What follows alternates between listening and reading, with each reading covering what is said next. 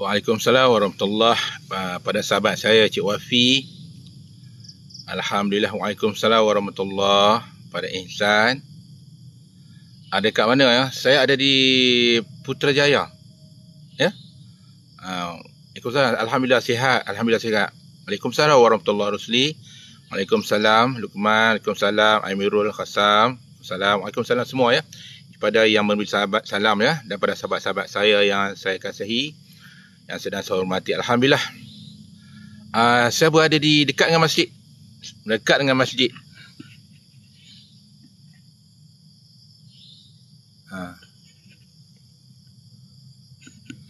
Ya. Dekat Masjid Putrajaya ya. Alhamdulillah. InsyaAllah saya doakan kepada mendapat zuriat. InsyaAllah ya. Baik. Pada malam ni tak ada apa, ada saja ada sini kan. InsyaAllah tak ada apa-apa ya. InsyaAllah pada malam ni kita sembang-sembang santai pada macam dulu-dulu balik ya. Sambil-sambil kita berkongsi pengalaman, menceritakan hal-hal kisah-kisah kehebatan orang tua dahulu. InsyaAllah ya. Yalah lama saya tak buat live sikit ya, sebab sibuk dengan merawat ya. Sibuk dengan banyak benda lah yang sibuk ya. Terutama sekarang ni di pondok saya, di kampung dan hutan tu, saya buat untuk mereka yang masalah kanser dengan lumpuh ya. Okey. InsyaAllah. Baik. Pada malam ni InsyaAllah lah saya nak bercerita. Saya cerita kosong lah, mana cerita kosong, tapi cerita yang bermanfaat ya. Cerita yang bermanfaat yang mana cerita yang boleh mendatangkan manfaat pada yang ramai. Tapi kalau saya bilang kosong, tak dapat manfaat, buat apa bagi saya, buang masa ya. So kurangnya kita bila bercakap, orang ramai, orang muda dapat ilmu orang tua-tua. Sebab ilmu orang tua ni hebat. Kalau ilmu orang tua ni kan, kalau kata contohlah pahlawan-pahlawan dahulu kan, tak kisahlah orang Melayu kita dulu, contohnya kalau termakan racun ke apa semua, di mana dia duduk, di situlah ada penawar. Contoh macam ni ya. Contoh kita nampak ni apa benda, saya tunjuk ya. Saya tunjuk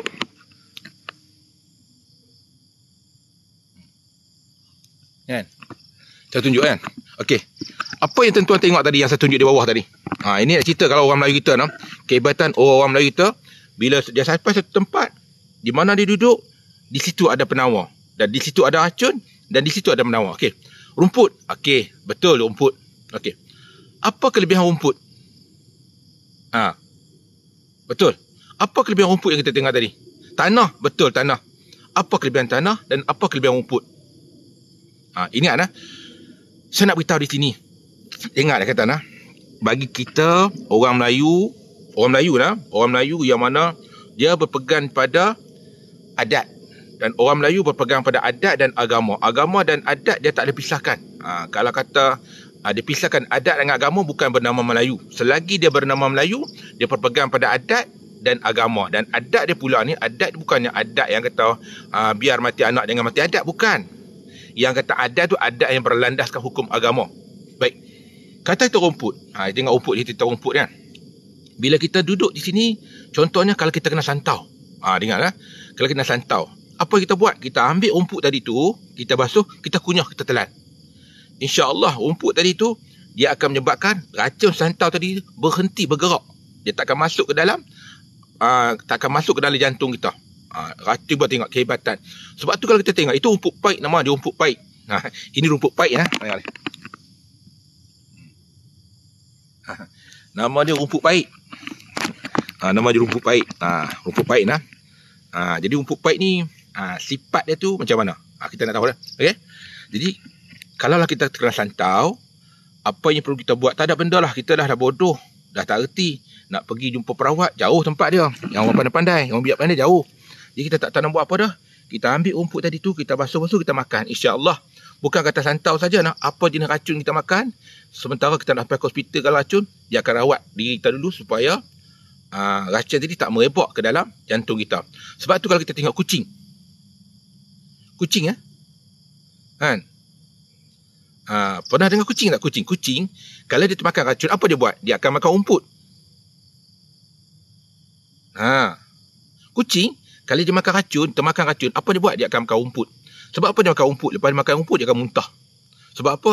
Dia keluarkan racun yang ada di dalam badan. Begitulah manusia. Bila dia kena santau, bukan kata santau, termasuk sihir. Termasuk sihir, yang mana dia tak tahu nak buat apa, dia ambil rumput tadi tu, dia makan. Di mana penawar tadi, dia akan musnahkan racun, dia akan bunuh racun-racun tadi. Itu kelebihan. Itulah kata adat orang Melayu dia pegang. Sebab tu ke petua. Orang lain banyak dengan petua. Contoh lagi yang ni. Ni saya tunjuklah. Kan? Pokok ni. Saya tunjuk pokok atas. Tapi saya tu nampak tu pokok tu. Aduh. Nampak pokok tu. Okey. Pokok apa tu?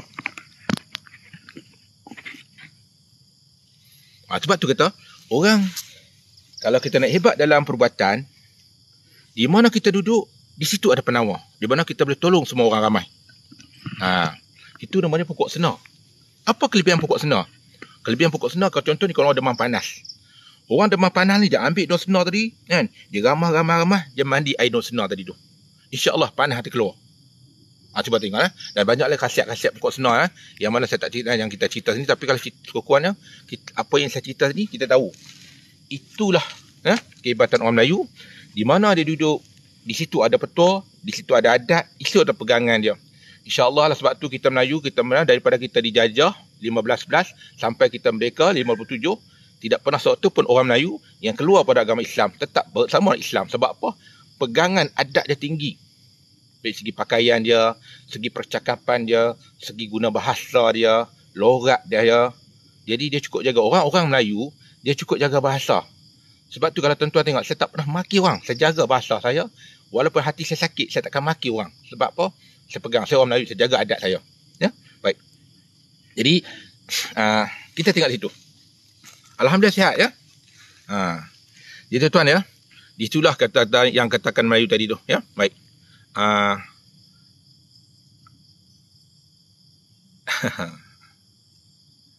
Apa yang pelik tu?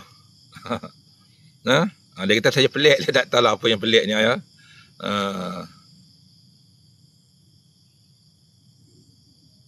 Okey, ada satu orang tanya saya di sini. Baik, dengar nah.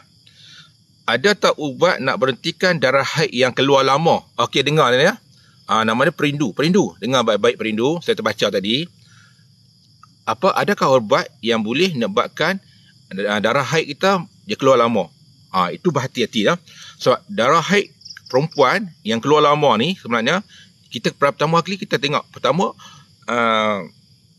saturkan dia ada tak, puan ada tak masalah sis.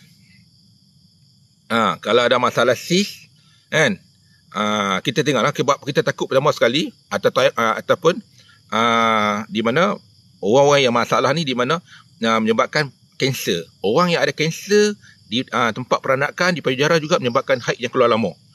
Kita risau. Yang kedua, di mana orang yang ada masalah hormon. Hormon selalunya orang perempuan yang meningkat umur 40-an ke atas. Orang perempuan meningkat umur 40-an ke atas ni, kalau dia tak ada masalah sis, dia tak ada masalah apa, besar kemungkinan masalah hormon. Hormon ni kita tengok atas keturunan. Kalau keturunan mak dia, kak atau orang dia, nenek dia dulu pun pernah berlaku macam tu, besar kemungkinan pada dia pun turun, akan turun haid yang lama. Sebab tu kita, kalau kita kena cek, jangan kita anggap mudah. Orang perempuan kalau period yang panjang, ya, di mana dia keluar berketul-ketul macam hati ayam tu, kan? Berketul-ketul macam hati ayam tu, kan? Jadi lebih masa sampai kan darah dia kurang. Kita kena cek. Kita takut ada masalah kanser di payudara, ya. Yang kedua, kita takut yang kedua di mana orang yang masalah hormon. Baik, kalau ada masalah hormon, insya-Allah mudah saya nak ajar sini, ya. Baik, perempuan kalau datang haid atau period yang panjang, ya, sampai ke lebih masa, dia keluar banyak berketul-ketul, asalkan dia tidur okey, dia bangun je keluar darah lagi. Sampai kan kena tambah darah. Tapi pergi hospital cek, tak ada masalah. Tak ada masalah, kanser. Di mana dia tak ada masalah, sis dia tak ada masalah, semua tak ada masalah, tapi masalah di mana hormon. Apa yang perlu buat? Pertama kali dengar baik-baik, tolong ambil daun pokok semalu. Ambil pokok semalu lebih kurang 1 genggam, 1 cekak lah. Ambil akar lalang lebih kurang 1 cekak. Dengar cakap ni petua yang amat tapi menjadi.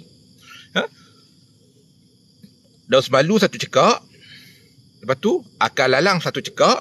Kemudian tu daun senduduk bulu. Cari ni daun senduduk bulu. Ambil sama banyak timbangan dia, sama banyak timbangan tadi. Kita basuh bersih-bersih, kita masuk dalam periuk, air kita bubuh air lebih kurang setengah jam. Kita masak sampai setengah jam lah, sampai setengah. Minum dia hari-hari, insya-Allah hormon tadi akan pulih balik, pendarahan tu akan berhenti normal macam asal balik. Buat saya kata mudah. Ya betul duri semalu. Pokok semalu bukan daun. Pokok semalu maksudnya daripada akar, batang, daun sekali semua. Kemudian tu pokok senduduk bulu. Pokok senduduk bulu ni, sebenarnya pokok senduduk bulu ni, cerita pokok senduduk bulu ni, orang kalau kata dia masalah di mana luka dalam badan, bila dimakan dia akan luka tadi dia akan rawat supaya luka tu akan cepat sembuh. Kemudian tu akar lalang. Ambil macam ni ambil 3 perkara tadi tu, basuh bersih-bersih lebih kurang 1 cekak, air setengah jam. Kemudian tu rebus sampai setengah-setengah, buat minum, buat amalan hari-hari insya-Allah. Ini ilmu orang tua dulu selawat bismillah bacalah, nak berkatkan lagi baca bismillah ke apa semua, Fatihah apa semua, selawat apa semua, buatlah amalan ini insya-Allah. Benda tidak mudarat pada hati. Dia takkan mudarat pada hati sebab apa? Kita ikut sukatan yang elok. Sebab ubat herba ni, sekali nasihatkan ubat-ubat herba ni kita akan boleh suka-suka hati makan. Kita ambil, kita rebus tongkat ali ikut suka hati dia akan merosakkan hati. Ubat apa sekalipun, bukan kata ubat hospital, termasuk ubat tradisional sekalipun, dia tak boleh ambil berlebihan.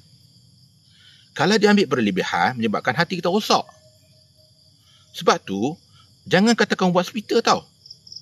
Ubat tradisional pun, herba-herba pun, jangan cuba-cuba ambil berlebihan daripada sukatan yang patut. Dia menyebabkan rosak hati, rosak buah pinggang. Jangan kata ubat herba tak rosak buah pinggang. Itu salah. Pengalaman saya ni lalu kena marah lah dengan orang tua saya, dengan tok guru saya dulu-dulu pasal apa? Kalau bagi orang makan lebih, minum lebih, sukatan lebih, confirm saya kena marah. Sebab apa? Menyebabkan hati betul rosak dan menyebabkan buah pinggang kita rosak. Bukan ubat hospital saya tahu, termasuk ubat tradisional. Itulah kata apa ubat penting. Baik. Apakah rahsia ubat yang patut kita tahu? Tengok ni saya cerita tentang herba-herba, ubat, cara-cara orang tua dulu ambil herba, ya. Boleh juga kan? Baik, tengok contoh.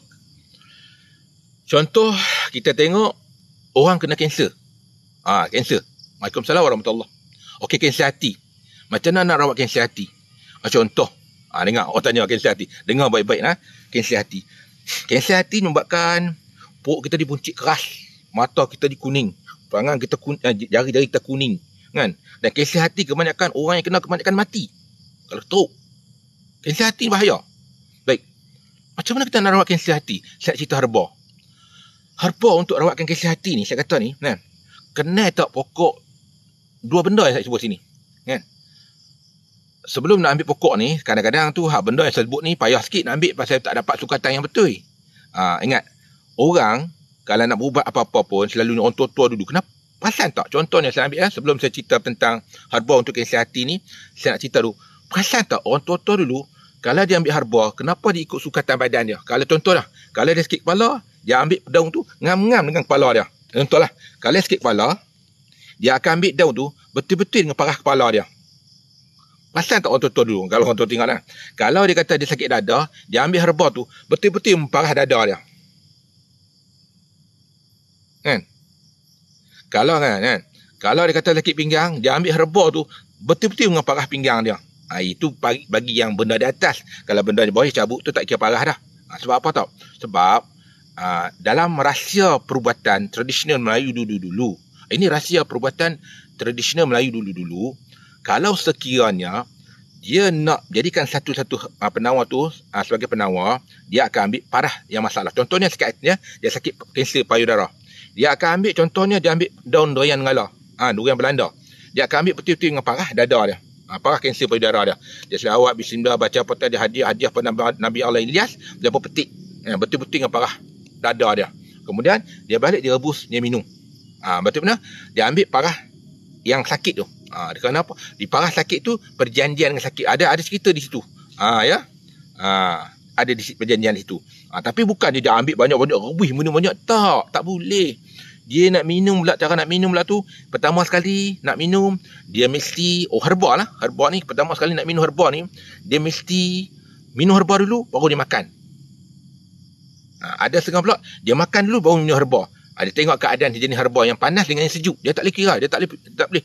Ada herba yang sejuk, dia kena minum dulu ke atau makan dulu. Herba yang panas, dia kena makan dulu atau dia kena minum dulu. Dia kena tengok semua. Bukan semua lah. Sebab tu herba-herba, kalau kita amal, kita jangan suka-suka hati 1 hari 6 kali, 7 kali. Siap dia. Masalah hati ataupun buah pinggang akan rosak. Baik. Saya nak cerita di sini. Ada orang tanya tadi kanser hati. Biasa tengok tak pokok dia dalu? Tengok pokok dia dalu. Biasa tengok tak pokok dia dalu?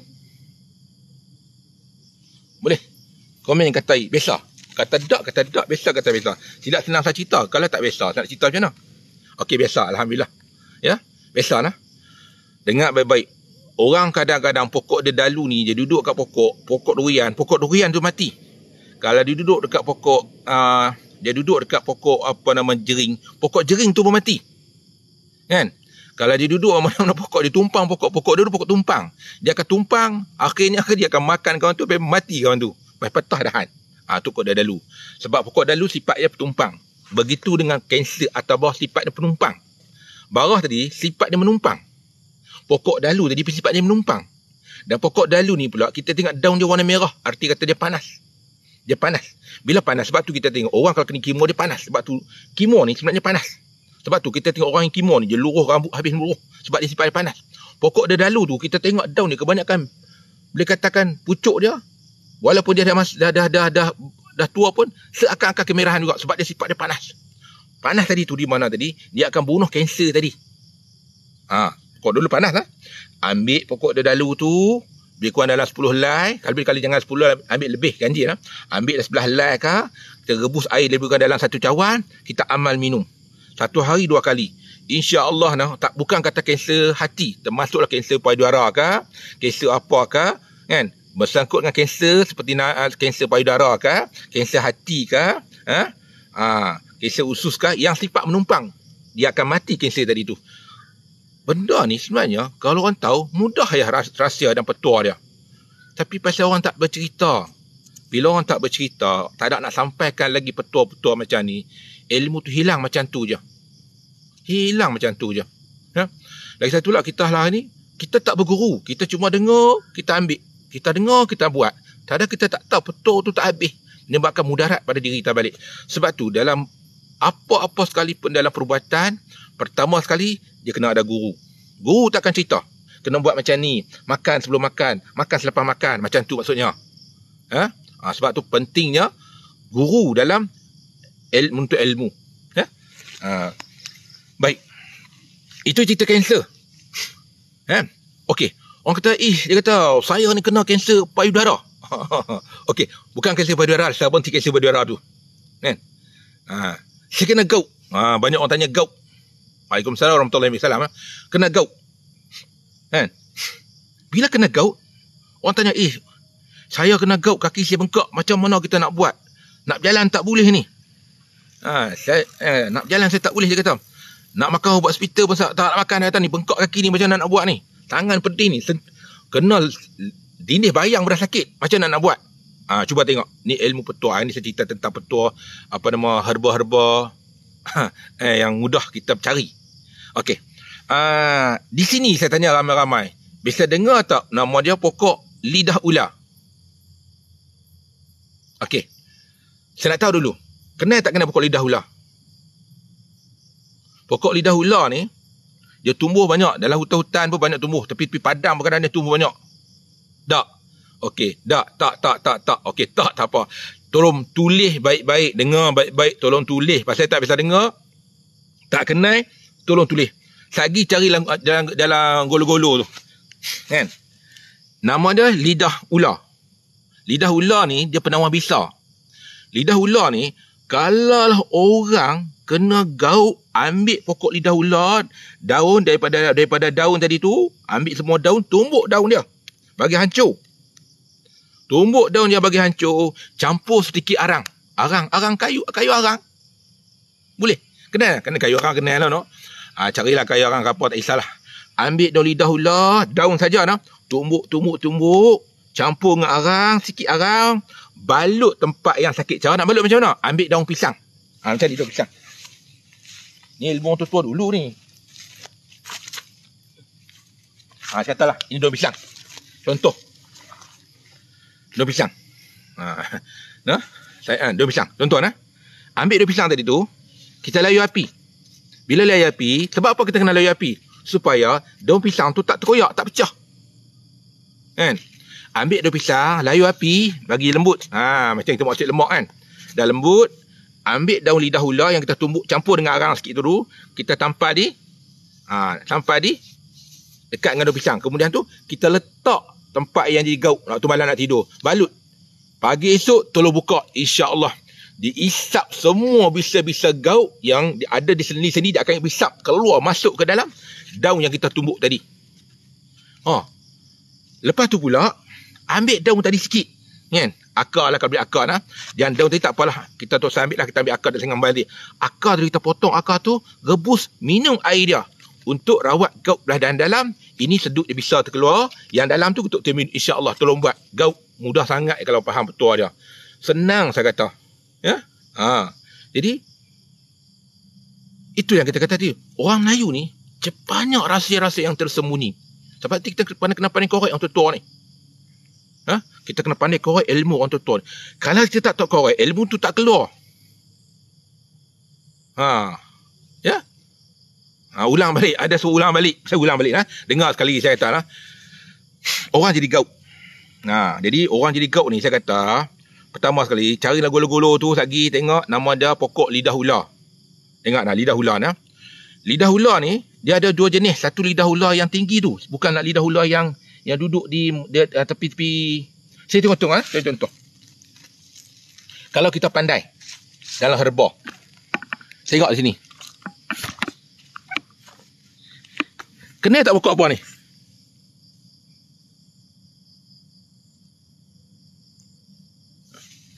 Tu, yang saya tunjuk tu. Kalau orang kenal, itu sebenarnya herba untuk masalah kanser. Kalau kita kenal, apa kita kenal kita tahu. Herba untuk kanser. Herba untuk penyakit. Tapi tak usah cerita banyak-banyak lah, cerita satu-satu bagi orang faham. Ya. Baik. Ambil pokok tadi yang senak lidah ular. Cari pokok lidah ular. Cari Google. Jadi ambil daun dia, tumbuk bagi hancur, campur dengan arang. Arang besar mana arang? Arang boleh besar ibu jari. Tumbuk, gaul, masuk air sikit. Jadi kemudian tu cari daun pisang, layur dengan api. Lepas layur dengan api, ambil yang herba yang kita tumbuk, daun kita tumbuk, letak di daun pisang. Kemudian letak di tempat yang gaul, balut dengan kain. Lepas kita balut tu, pagi esok kita buka. Baik, akar pokok tadi kita rebus, kita minum. Di mana dia potong segala acun yang ada yang jadi masalah gaut tadi tu. Baik. Buat, insya-Allah kalau buat malam ni, tangan tengah bengkak, pagi esok insya-Allah hilang bengkak. Boleh lah. Terima kasih yang bagi love. Saya tak reti buka. Selama orang pernah bagi kat saya tak tahu. Orang bagi saya tu, orang kata boleh claim duit dalam ni. Saya tak pernah claim, saya tak tahu nak claim. Ya? Ya, baik. Arthritis. Arthritis maksudnya penyakit yang mana orang muda tapi sifat tulang jadi tua. Tu kita akan cerita hari ni. Nanti saya akan cerita. Kita akan cerita. Ya, betul pokok lidah ular. Baik. Ada orang tanya rabun. Ni berapa? Saya terbaca nah. Pok Joganu. Okey, Pok Joganu. Baik, orang rabun. Saya cerita betul orang rabun pula. Dengar saya kata, petua saya ni bagi ni tidak ada mudarat langsung pada siapa pengamal-pengamal dia. Kerana petua yang saya bagi ni adalah petua yang diamalkan oleh nenek moyang kita terdahulu. Petua ni ilmu nenek moyang yang kita terdahulu, yang mana hari ni telah lupus daripada ingatan-ingatan orang muda, orang-orang hari ni. Sebab apa? Dia tak mengamalkan, dia tak ambil peduli dah. Mereka orang tua-tua dulu yang ambil tahu. Baik, saya cerita untuk mata rabun. Saya tak mau cerita lah produk apa. Saya orang marah kat saya, tapi saya kenal produk tu apa benda yang dia buat. Ada orang jual dulu kan, ada orang jual produk tu, saya kenal produk tu untuk mata kan. Warna titik tu mata dia sepedih kan, keluar air apa semua, esok jernih keluar kan. Baik. Saya nak tanya, biasa tengok tak? Siapa-siapa, saya nak tanya siapa yang biasa hidup di zaman air perigi? Orang Kedah kata air telaga. Tolong kata biasa, ya. Kata tak. Saya tanya, siapa yang hidup, nak cerita pasal rabun mata? Siapa yang biasa hidup di zaman air perigi air telaga? Seorang. Biasa. Tak. Saya nak tengok orang tak orang biasa. Okey. Biasa, ya, biasa. Saya tengok majoriti lah. Okey, biasa. Oh, dapat teh. Terima kasih. Boleh tarik saya hari ni. Ya? Biasa. Okey. Majoriti lebih pada biasa lah. Baik. Kalau kita tengok air perigi, kan? Orang tua-tua dulu, kenapa dia masuk tawas, kemudian air perigi tu jernih? Biasa tengok pasal tak? Orang tua dulu dia akan masukkan tawas dalam air perigi tu dia jernih.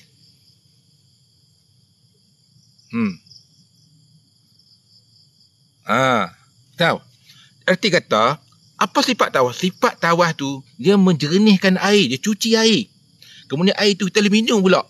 Tu sifat tawas. Tawas? Oh, tak kena tawas. Kena tawas tak? Saya tanya. Ada siapa kena tawas? Daun terdalu tadi terebus minum air dia. Ya, baik. Siapa kena tawas? Kenal. Okey, kenal. Tak. Kenal. Saya tengok kenal. Lagi satu kita cerita satu-satu. Kalau tak kenal. Okey, tak kenal. Yang tak kenal tadi tu carilah Google kan dan golo-golo tu.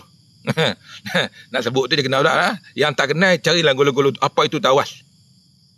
Ya, betul macam tu kristal putih. Tawas macam tu. Tawas tadi tu orang tua dulu dia akan ambil, dia masukkan dalam telaga. Air telaga tu akan jernih. Itu sifat tawas. Jadi saya pernah tanya, Tok Wan, buat apa tu? Dia ambil tawas tu. Betul tu tawas tu. Dia ambil tawas. Tapi saya tak galakkan buat ni. Saya nak ajar ilmu lain. Tapi saya nak cerita satu Tok Wan ni yang pernah duduk dengan Ustaz mengaji dulu, dia buat. Saya tanya dia. Kan? Jadi jangan buat macam yang dia buat ni. Tapi saya nak cerita yang saya ajak untuk cernah cuci mata, terangkan mata dengan ilmu yang lain. Tapi yang ni saya nak cerita Tok Wan ni. Tok Wan buat apa Tok Wan? Dia ambil tawas, dia celup dalam air yang jernih, dia titik dalam mata, lepas tu dia kedik. Lepas tu dia titik mata, dia masuk kiri kanan. Dia kata nak cerah mata, cuci mata. Saya pun try. Ambil basuh tawas tu bersih-bersih, saya celup, saya titik dalam mata. Memang pedih. Mata tadi tu, lepas kita titik tu, dia keluar habis habuk-habuk. Rupanya dalam mata kita ni ada banyak habuk. Habuk yang tersimpan dalam tu, yang kita pandang apa semua, dia kotoran. Dia keluar macam mata putih ni, keluar ni. Na'udzubillah, la hawla wala, tak ada daya payah cerita. Betul-betul saya buat terkejut, rupanya keluar. Saya ambil air, saya celup tawas macam mana Tok Wan tu buat. Saya buka mata, saya titik. Nak cuba kan. Kiri kanan. Lepas tu saya buat macam ni. Macam ni. Saya buat macam ni. Saya kosok belah atas. Belah atas ni. Saya buat macam ni.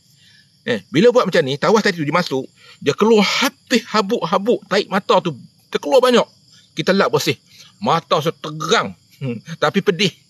Saya cerita lah. Jadi, saya nak ajar macam tu, saya tak tahu risiko dia. Tapi Pak Long tu, Tok Wan tu buat okey lah, Alhamdulillah. Kan? Saya buat pun Alhamdulillah.